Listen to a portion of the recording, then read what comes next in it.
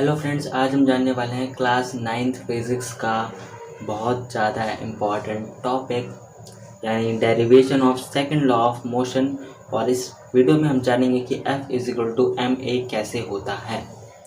अगर आप चैनल पर नए हैं तो चैनल को सब्सक्राइब कर सकते हैं और वीडियो पसंद है तो वीडियो को लाइक कर सकते हैं। तो चलिए शुरू करते हैं।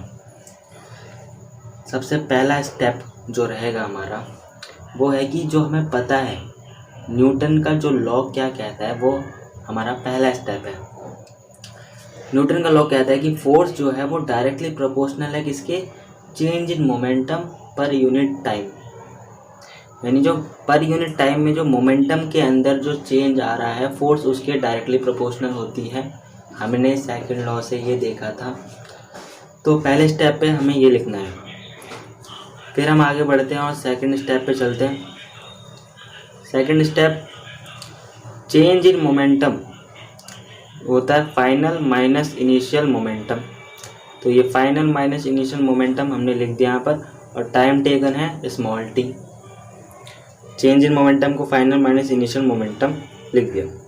अब हमारे थर्ड स्टेप पे चलते हैं। थर्ड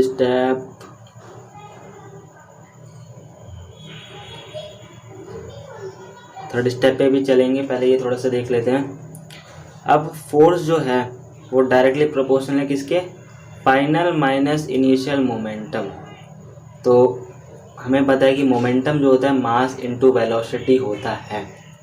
तो ये mass into final velocity minus mass into initial velocity divided by time.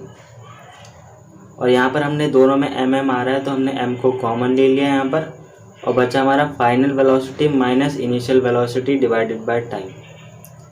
तो अब चलते हैं थर्ड स्टेप की तरफ। थर्ड स्टेप बहुत ही इम्पोर्टेंट।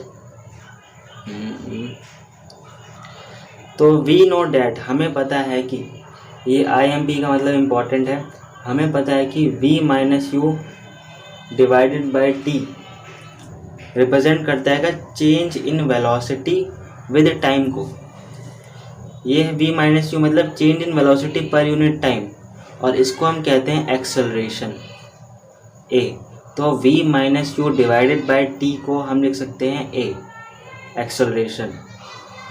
आगे बढ़ते हैं फोर्थ स्टेप पर। सो वी कैन राइट, यहाँ पे लिखा हुआ फोर्थ स्टेप में we can write F directly proportional to m v minus u divided by t को a लिख देंगे। यहाँ पर हमें क्या करना है, जो v minus u divided by t है उसको हटाकर a लिख देना है, क्योंकि ये change in velocity per unit time acceleration हो जाएगा यहाँ पर। Fifth step, on removing proportionality sign the above relation में be written as F = KMA। यहाँ से हम प्रोपोर्शनैलिटी को अब हटा देंगे और उसकी जगह पे लगा देंगे = और एक कांस्टेंट K। क्या है, कांस्टेंट ऑफ प्रोपोर्शनैलिटी। K जो है कांस्टेंट ऑफ प्रोपोर्शनैलिटी है जिसकी वैल्यू है होती है 1। K की SI यूनिट में वैल्यू होती है 1। तो अब यहाँ पर जब K की वैल्यू 1 हो जाएगी तो F ma के इक्वल हो जाएगा, क्योंकि K की वैल्यू 1 है तो 1 मल्टीप्लाई बाय ma ही होगा। तो F = ma।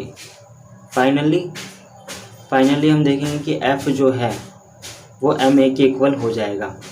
तो न्यूटन का सेकंड लॉ के बिहाफ पर हमें कह सकते हैं कि F जो है यानी फोर्स जो होती है वो मास इनटू एक्सेलरेशन के इक्वल होती है। तो ये थी न्यूटन की सेकंड लॉ की डेरिवेशन। आप वीडियो को 1 या 2 बार ज़रूर देखें ताकि आपको ये पूरी समझ आ जाए। कोई डाउट हो तो नीचे कमेंट ज़रूर करें ताकि हम उस पर और भी वीडियो बना सकें।